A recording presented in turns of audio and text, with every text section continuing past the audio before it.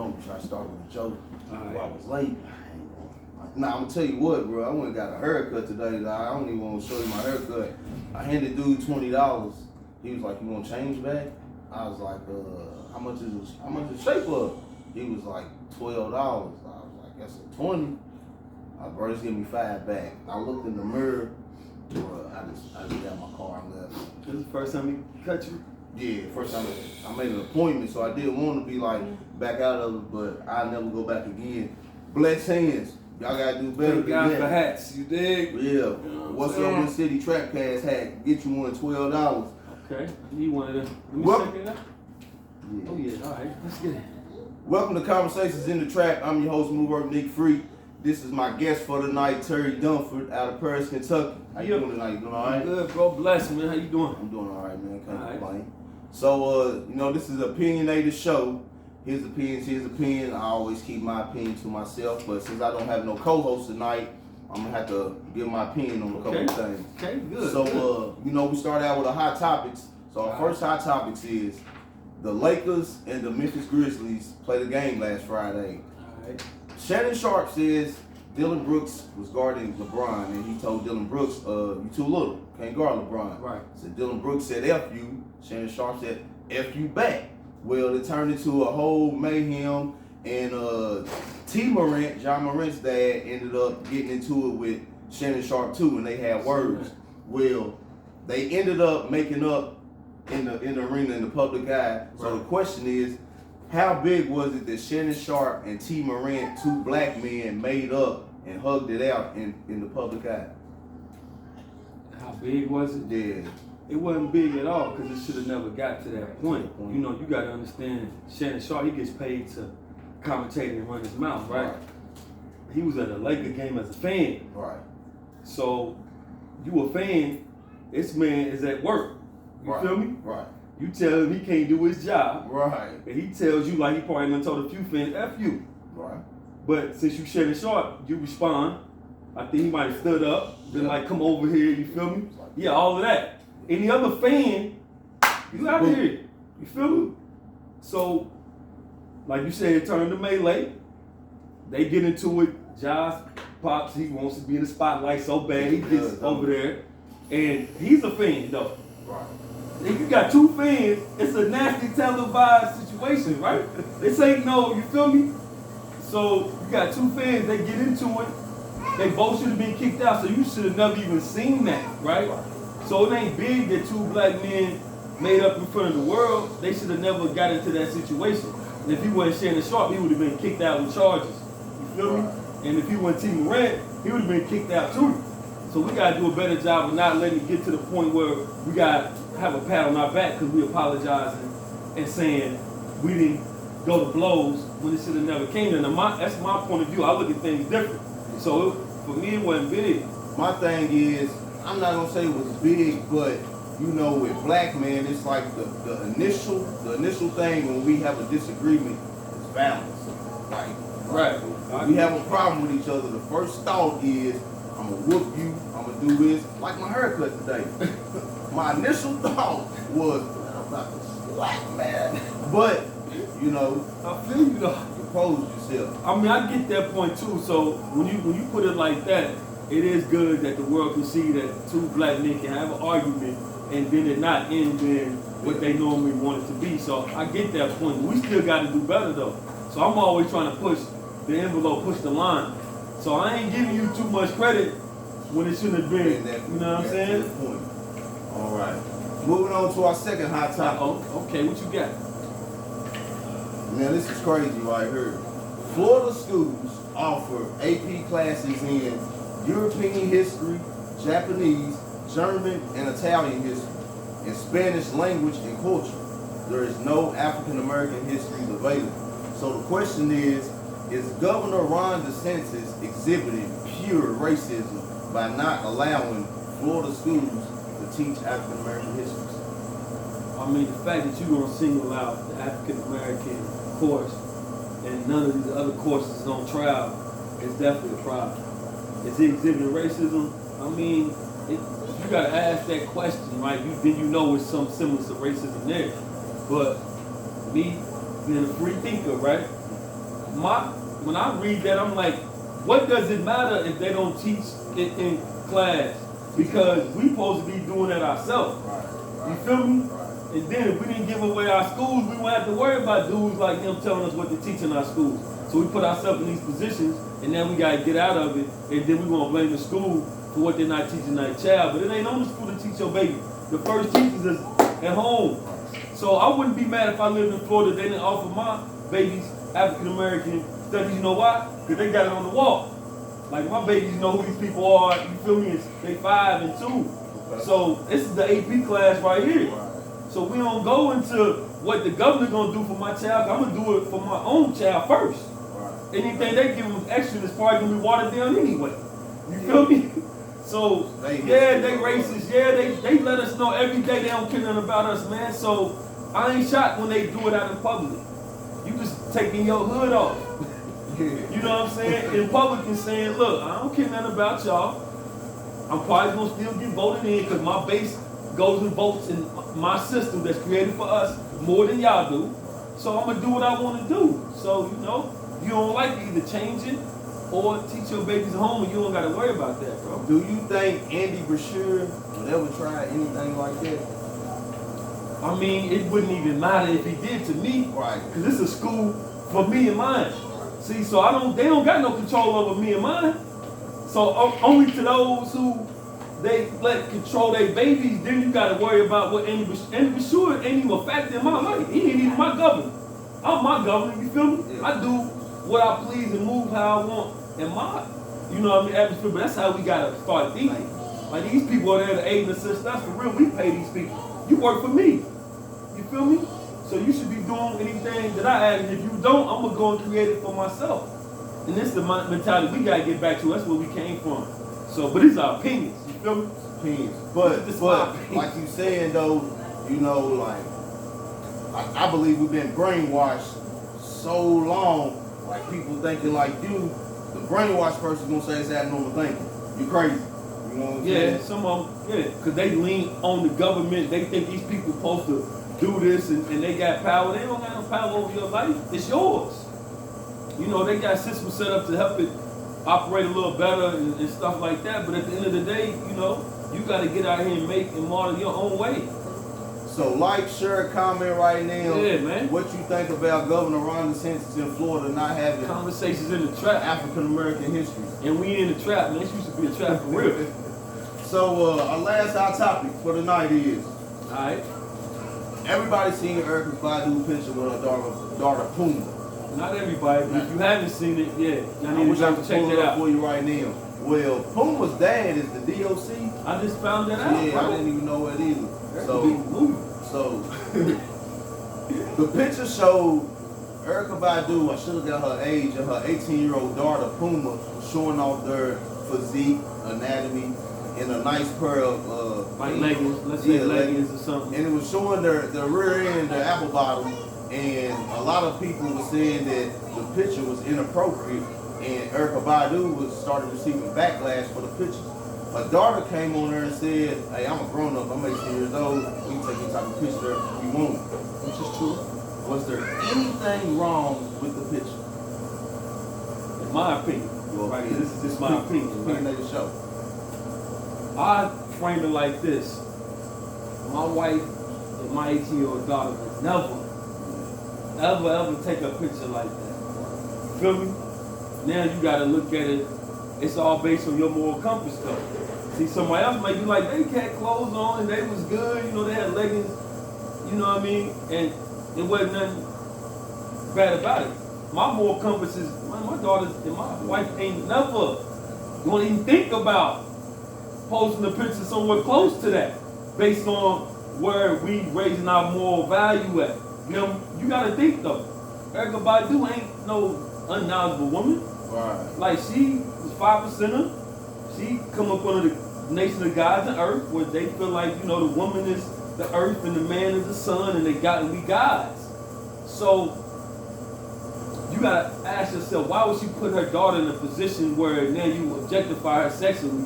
Because it was about the body. Right. It wasn't like, you feel me? They had a message on there. It wasn't like, you feel me? So you gotta ask, like, what was that about? Like, you got the attention that you wanted, whether good or bad, but at what cost? But for me and mine, you ain't never getting ready to see that. So for me, that's my answer. Okay. Well, what's your opinion on it? My opinion is, what I told you at the beginning, I keep my opinion to myself. No, not today, because you ain't got a co-host. What? I don't do it. Yeah, wasn't nothing wrong with the picture. Right. I thought it was at first, because I was reading the comments. They was like, oh, she's a teenager. But once I seen her comments say, like, I'm 18 years old, grown woman, I said, shit, ain't nothing wrong with the picture. There's way more worse pictures out there floating on the internet and things like that. So, you know, I feel Erykah, early 50s maybe?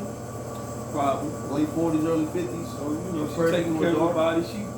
She done had a whole video when she was butt naked. So we know that she ain't tripping about her body. Like, let's just get it. The fact that her daughter was included is like, let me ask you, is your wife and your daughter, are they taking that, they having that picture moment? That's not. All right then, so that's what it is. But is it fair? Is it fair to not want your family to do it, but then, I don't say enjoy watching it, but say there's nothing wrong with it?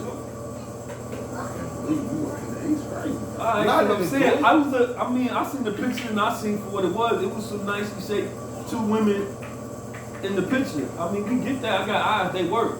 Right. But I'm a father too, though. You know what? As humans, we've been messed up, because, you know, we was naked before they get there. Born naked. Right. Naked. So now if you see somebody naked, oh my God, they're naked. Yeah, but they weren't naked. They had clothes on, tops and bottom. I think it was just about, because, you know, when you get a certain amount of light put on you, then it comes with responsibility, right? Then Erykah's one who is a teacher. You know, she done taught our community. You go back to her album, she's teaching in there. These ain't songs. These is lessons that you can go back and teach somebody on. If you took the lyrics, stripped the beat, and just put the lyrics on paper, you could teach somebody a life lesson from the music, right? So when you put yourself in these type of arenas, then you get kind of judged a little harsher with your content. It ain't fair. It might not even be right, but it is what it is. It's the arena you in. Yeah. All right, so that was our hot topics for tonight. Now we get into our introduction of the guests. And, you know, on Conversations in the Trap, we let the guests introduce themselves. So, Terry Dumphord, tell the people. Peace, y'all. Y'all know my name is Terry Dumphord. From Paris, Kentucky. I'm the founder of the Voyage Movement. It's a non-profit organization founded in Paris in 2016. It stands for Voices of Youth, Administering Global Education.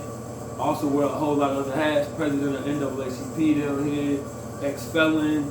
I'm a youth advocate in Lexington for a company called YAP.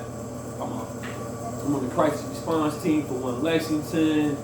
Mentoring, you know, it's a lot. We're doing a lot over here. Appreciate you for hanging out with us tonight. Yeah, man. Appreciate you for having me, bro. Yeah, no problem. So, tell us about how your past made you want to end up giving back to your community. I mean, man, you know, my past is the streets. You feel me? It's in the trap. It wasn't conversation. It was real action in the streets. You know, I came up on these corners right here. Caught attempted murder charge coming out these doors. This building that I own now, right outside here, I caught attempted murder charge. My trap house used to be right across the street from this store, right down the street, the White House. You know, man, it just, as you get older, man, and with time, man, you just start to see that you want to do something different. At that time, I only had a son. He was getting older, and I wanted to kind of be there for him. So I stopped living for me, but it was already too late. I had made mistakes, so I had to go pay my debt to society. So I was like, you know, just looking at self-analysis, like, bro, this is for the birds. You got to do something different. So I just really started changing, bro, for the better, you know? Did that change start while you was incarcerated or once you got released? Like, I ain't never just been no wild dude. Like, I was always level-headed, smart. If I would make a decision, it was, you feel me? So I just never was really just out there like that, to the point where I was reckless. And attempted murder charge in broad day, like, it was a reckless thing I ever done. It was 1,000 witnesses, it was crazy. But, what's the question? I So you start talking about the attempted murder. I mean, because I'm saying, like, you know, yeah, we ain't gotta go there, Yeah. but you know, just it was something that I wanted. I was already kind of thinking that, you know what I mean, before all the ball dropped. I was like, bro, I'm telling my people, I'm done. I'm about to go to Cali, you know, whoop, and then the ball dropped, and it was a wrap. So yeah, I was kind of thinking that way already. I was kind of pushing that way. So tell us about your Voyage movement. That Voyage movement, man, is a non-profit I started, you know, as a vehicle to reintroduce myself to my neighborhood, my community. Like I said earlier, it stands for Voices of Youth that minister global education. Right now, we sitting in the Voyage Movement Multi-Purpose Center, which used to be Eddie B's for those who are native to Paris or ever been around in Paris. We started as a summer camp, man, back in 2016. We just continued to grow with our community partners, and we ended up just growing, and now we own this building. It's very important to the community, and we own a few other. We own a community garden, a daily farm. We just continue to grow. We got a playground over Africa that we built a year or so ago. So we just, you know, continue to grow, bro. When you got out and you started the process with your Voyage movement, did you receive any hesitation from your community? Surprisingly, not in my face. Like, I went to all the pastors of the churches, met with them, let them know what I was trying to do, and they were very supportive, man. So shout out to all the pastors. You know, we don't got to name all y'all, but I really appreciate y'all for giving me that support and that kind of, you know, that kickstart. And now, you know, none, you know, you hear about it, you know, they're hating on you, but you feel me? We still was pushing. Who was your biggest supporter? Just the community as a whole and my family, man. Like, my family stepped up because the way, you know, I wanted to kind of structure my camp. I wanted to feed the kids every day, right? But I'm fresh out, so I don't got no money. So my family, man, they stepped up. My cousins, my uncles, my mom, his aunties, everybody stepped up and made sure the baby was fed. They came out and supported. They were volunteering. They even support to this day. So I think I would have to say my family, man, is my biggest support. So now, how could a group or a person donate to your Voyage movement? Man, donations come in so many different forms, man. You know, monetarily, of course, we got every platform there is. Even if you was in Africa, man, we got World Remit in that Zoom app if you want to send money. So we got an international way to exchange it. We got Cash App, Venmo, Zelle, all of that is Voyage movement. And then, you know, other donations, we got clothing pantry in here. We got a food pantry back here. You can donate by bringing, you know, the food and clothes so we can get that away. You can donate your time by coming in, you know, volunteering to help. Tomorrow we got a weekly feeding going on. We feed the community from 2 to 4. So we got people who sponsor that. So, yeah, man, there's so many different ways you can donate with us. Now, when I was researching you, I seen, I think 36 ABC News recognized you as a hometown hero. Yeah. Man, so, how did that feel to be recognized as a hometown hero for positivity? It was everything, man, because it'd be that validation. Not that you need it, right, but it's like, man, hold up. And then the thing about that was I was the first one ever featured, right? Okay. First one on there ever. And then for it to be, like you said, for something positive, man, it was just like, it give you that gas in the tank to keep going, and it also lets you know you're doing the right thing, man. So that was big, bro. Shout out to Erykah Badu. Appreciate all the love and support. Okay. Neil, you're an author. Yeah, man. Listen, man, I was trying to write an autobiography myself. I got you, man. I got you. I wrote 7 pages and I never touched it again. About 2 chapters. That's cool though. Yeah, you gotta start somewhere. At least you started. They gonna kill me when it come out. It's so cool. Try to go ahead. You gotta live your life a little bit. You got a legacy over there. You straight. Yeah. So talk about your book. I'm gonna grab it real quick, show and how does it feel to be an author? This book is called The Sagas of the Pharaoh King's Chamber, man. Me and my one of my sellers, Cordell Coleman, we wrote this when I was in the feds. You know, the most important thing about this book, man, is like we both had sons. So we wanted to create a book and a character that they can look up to, learn life lessons from in our absence. And when I got out, it was time for me to publish this book, and my son did the cover and the back art. You feel me? Real? So that was big. You know what I mean? It's a book, you know what I mean? It's based off of like a little bit of Egyptology. You know, it's a kid, you know, he finds this mask, this King Tut mask. It really weighs about 18 pounds in real life, but in the book, he picks it up and he's treating it like it's a Halloween mask. And he morphs into this pharaoh playing around with this mask, and then he got to go through these levels of the Egyptian mystery schools to kind of find himself and find out who he is. So he goes back and forth from, you know, this one world to his regular life, and it's parallel because the lessons he's learning, you know, they part of this Egyptian mystery school that he done got infused into. So it's dope, man. It's a series. It's only 10 chapters, so they small, but we got about 5 or 6 of these coming out. I dropped this about a year or 2 ago, man, and everybody who got the first one, they probably mad because the second was supposed to come back right after, but I got so busy I ain't even get a chance to drop it. But check this out, Saga of the Pharaoh, King's Chamber. Y'all can get this directly from me. It's on Amazon, all the platforms, which I can get a hard copy from me, you know what I mean, with a signature. Just tap in with me, inbox me, or email me. Make sure y'all grab one of them. Now, how'd you become president of the NAACP in Kentucky?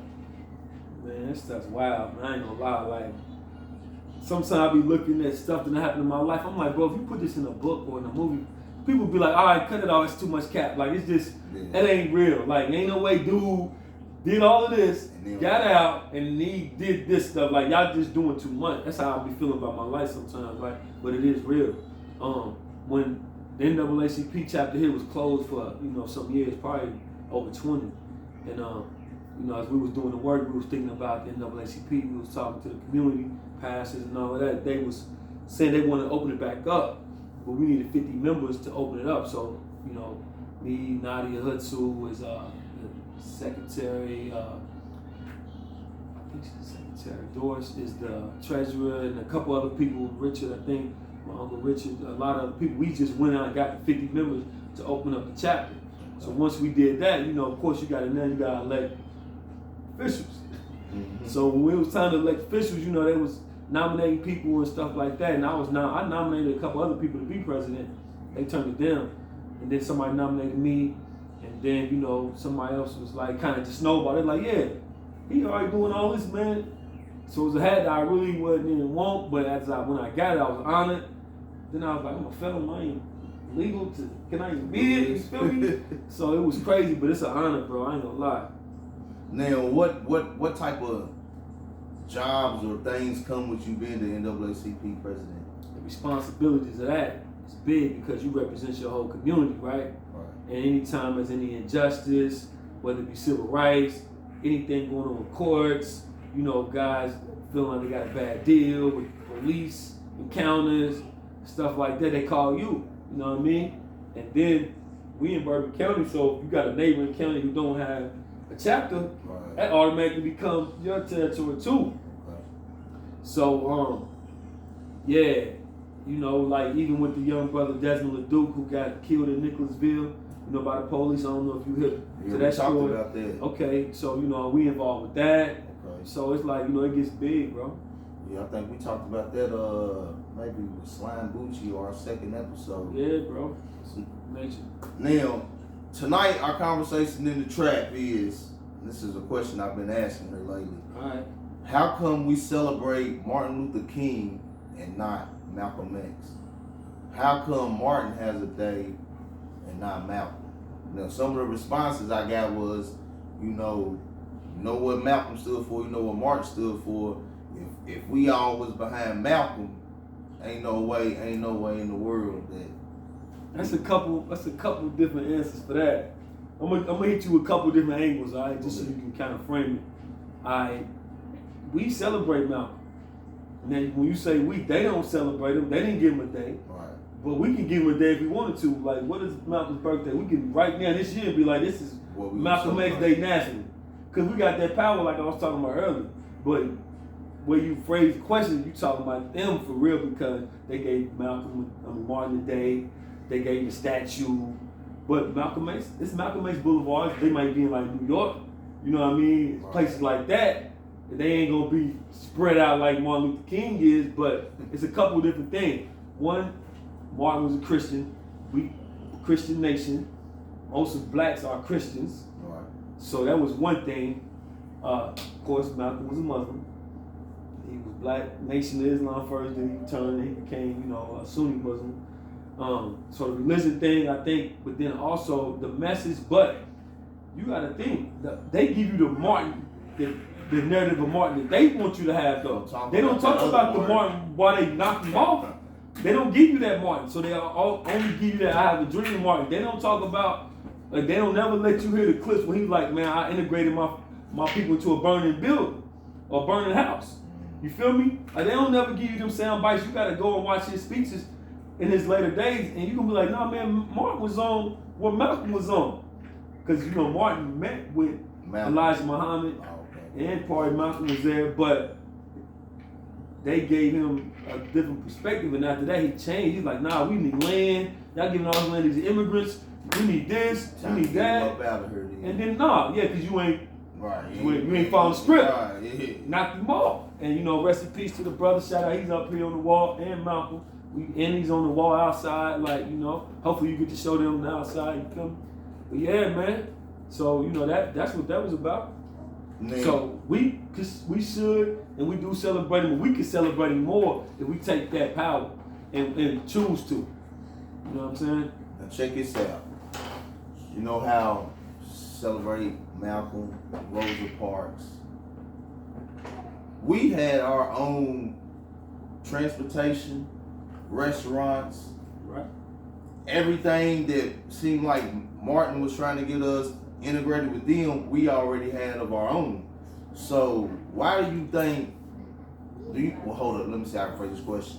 Do you think us going with Martin, going their way and getting everything integrated, kind of like set us back instead of us staying the course with our own, owning our own? I mean, the proof is in it. Even he said out of his own mouth, he made a bad decision. And then anytime you're going to give up your own house to walk into somebody else's house, but then you don't maintain your own house, give up your own school, give up your own store. Right. You feel me? Anytime you give up your own for somebody else, of course you lost. Of course it set you back. Right now, we're trying to go back and reverse what they done. Right. Like, I don't understand what they was thinking about. Like, I don't know how shiny the floors was in these stores, these schools. I do not understand what that was about, man. And if it was even agreed upon, because all of us didn't agree upon that. Right. Like, it was a civil war within us at that time. Everybody didn't want that. You know what I mean? But the ones who did want it had the ones who seen the benefit of it backing them, so they pushed the other ones out. And then you don't got nothing. Like, we one block away from where Western High School used to be at, all black high school, won a national championship, everything, right? It's gone. Yeah. But they school still there and we go there. Right. You feel me? All this area over here was black-owned businesses, everything, bro. The only black-owned business over there is this one over here, and it's a club down the street. My boy trying to open up another one down there. You feel me? So you go from having barbershops, schools, salons, you know what I mean? Everything right. to nothing. Of course it set you back. Then what you did have, there was flourishing. They bombed, Black Wall Street. That's up there on the wall. That's why I said we teach our history in here. You just look up on the wall.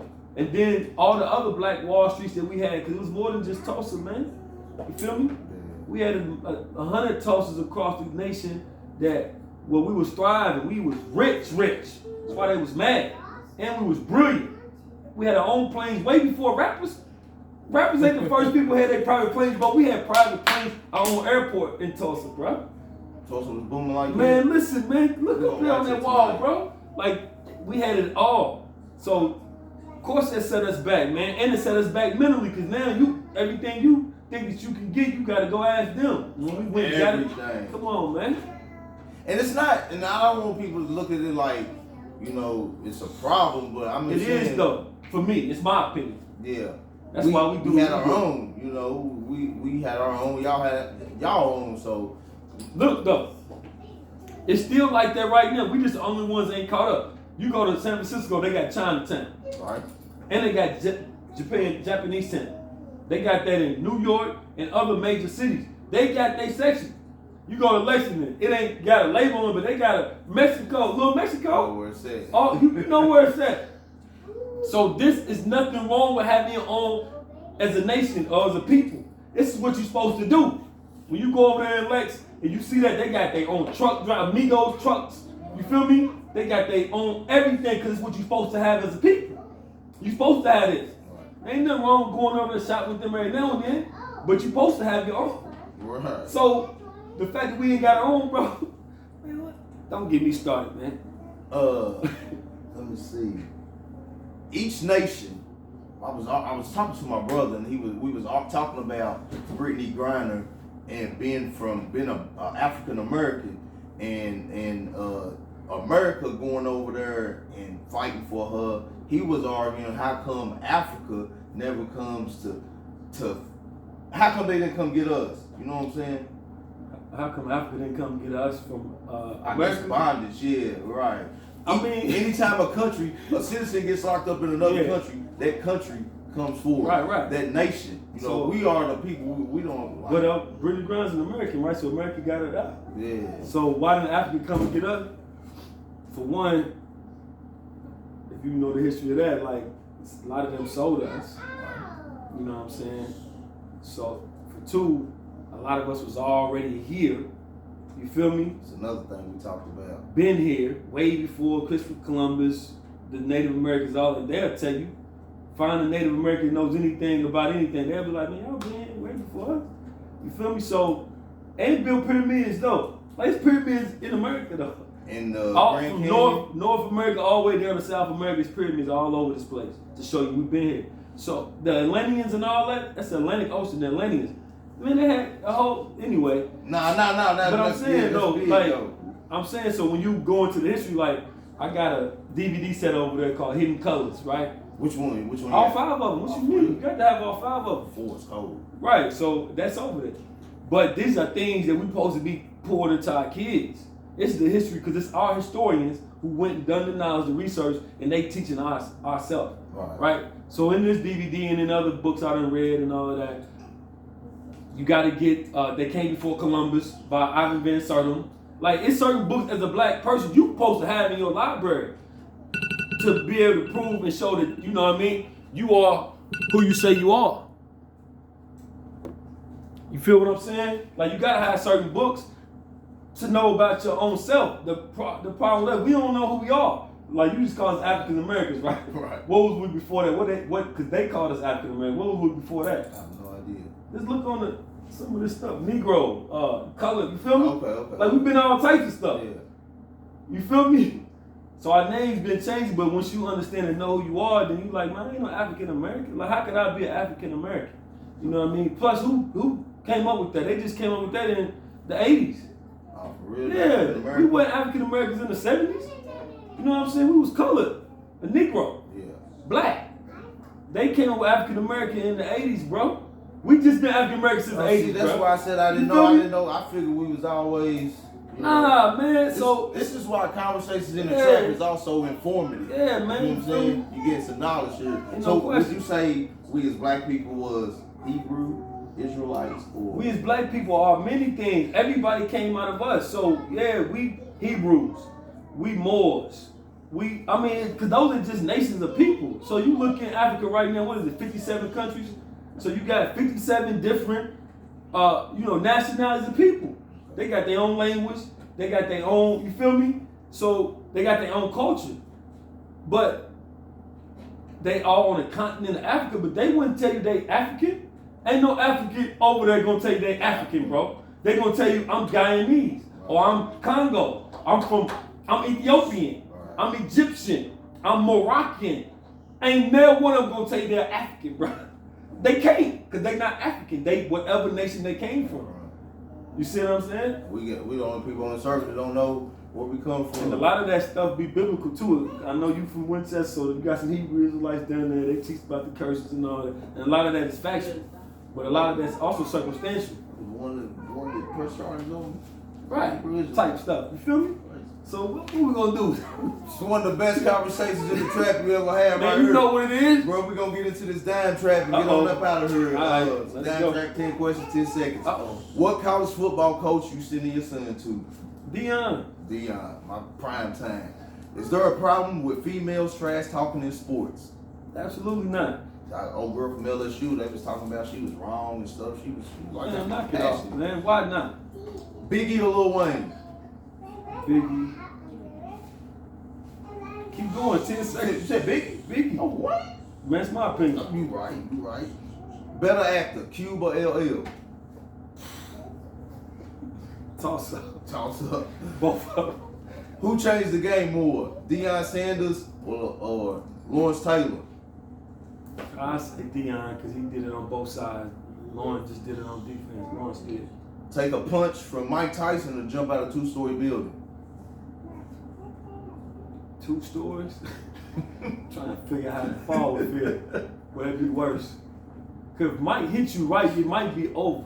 I think I could survive a 2-story fall, right? I done probably jumped out of a 2-story building. I'm gonna go with Mike now. Right nah, now. man, jump out the window, man. You mess with Mike. Best high school basketball player you ever seen? Tracy McGrady. Played against him, too. Oh, for real? Yeah, no question. UK or Louisville? You gotta pick one? I'm gonna go with Louisville because my main man, hometown, Alvin Sims used to play for that number 5, Big 5. Louisville. Let's go. My squad, too, Yeah. back then. Dinner with Jay-Z or $250,000? $250,000. Off top. Man, tell everybody. Who's the J though? Tell everybody how to come holler at you with your voice movement. All right, man. Check us out on all platforms. Voyage Movement, VOYAGE Movement. Voyage.movement at Gmail. The Gmail. You can holler at me on Instagram as well. At President of Black America. Yeah, I said that. Hey man, this has been another episode of Conversations in the Trap. Appreciate you, big dog, Man, for all hanging love, out with bro. me tonight, man. Like, subscribe, comment. Right now, more people who are not subscribed watch the show than people who are subscribed. So Yeah, check it out. Check it out. Them likes matter, man.